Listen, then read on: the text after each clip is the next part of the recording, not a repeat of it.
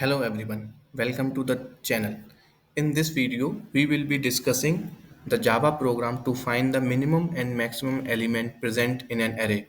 This is one of the basic program which is frequently asked in the interview rounds. So let's discuss how to solve it and how to write the source code for the same. So guys, assume that this is our input array. So I have written this input array in my main method. So I will not write this my logic code in the main method itself. I will create another method, separate method, minimum, maximum, get min max, and this method will be taking array as the input, as an input parameter, right?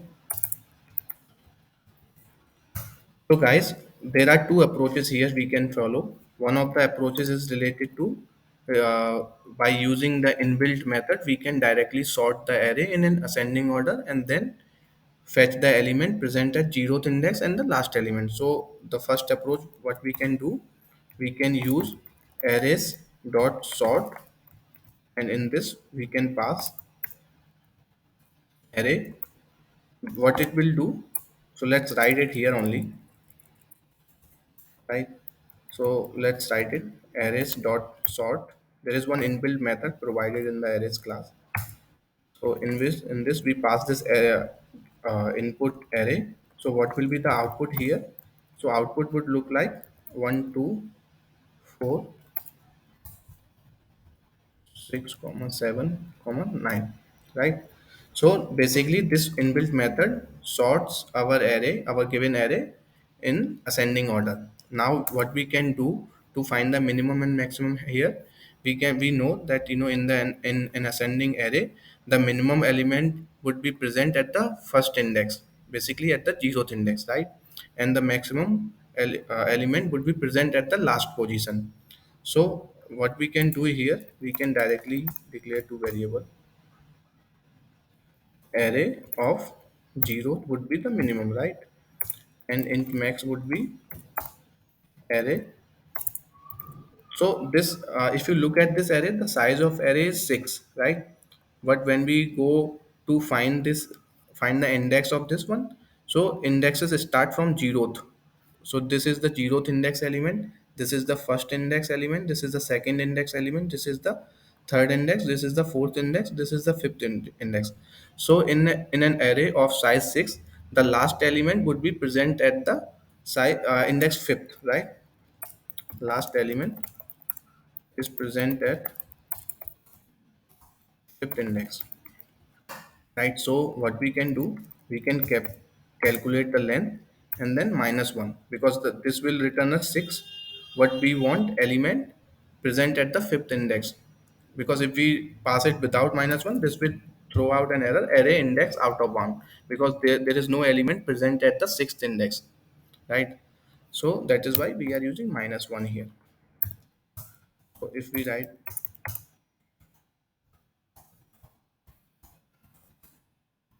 using inbuilt method, so this is I will not suggest to use this one, because when this question is asked in interviews, interview doesn't want to you know uh, doesn't want you to use inbuilt method and make it use that do it directly. He wants you to write a code where you use your logical skills and your coding skills as well. But let's see if it works fine or not.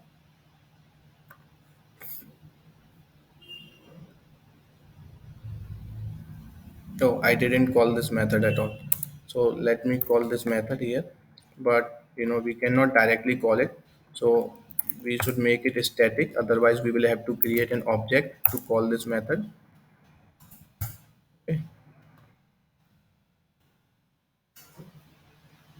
So guys, see, max element is coming 9 and minimum.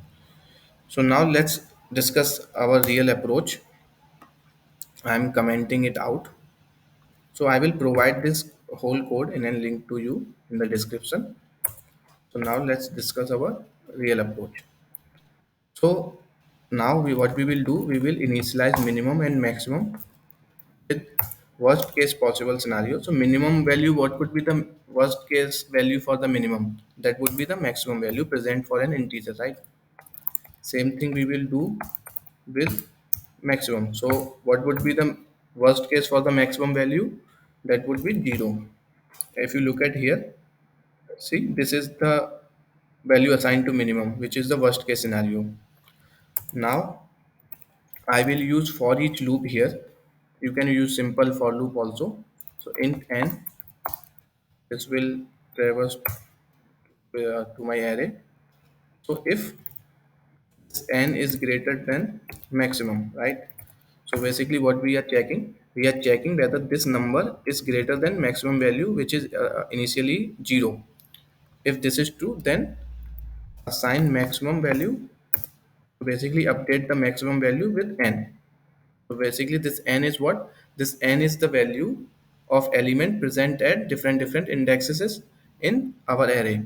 Same condition we can use for minimum. If n is less than minimum, so minimum what we have initialized initially with the the possible max value for an integer. We initiated with the worst case. So then if that condition fails, so basically the n, if wherever you find an element which is lesser than this worst case scenario, that should be an output, right? Because we don't want to give the worst case. So any possible value which is better than the worst case, this is our output, and that is how we will iterate through our all elements of an array, right? Now let's see, should be type printed because after. So this is it, guys. This is simple one. So let me copy and paste from here. No need to write it again. So I will print it after, outside my for loop when all the elements have been traversed. Let's not use in no using. I didn't use any inbuilt method here, guys. Right. So let me run the code. See, so this is working fine. Now, before we finalize our code, let us run it for different test cases also. So what does it mean by that? So let's run it for negative cases also, right? Negative elements.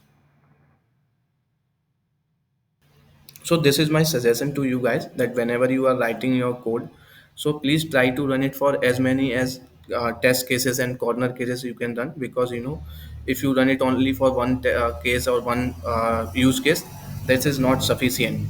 Interviews, in interviews, if you provide corner cases, if you provide your code runnable for, workable for different test cases, it puts a good impression on the during on the interviews during the interviews. So now let's do one more case when all the elements are same.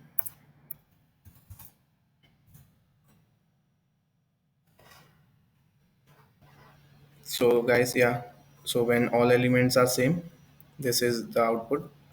When there is only one element, maximum and minimum would be same.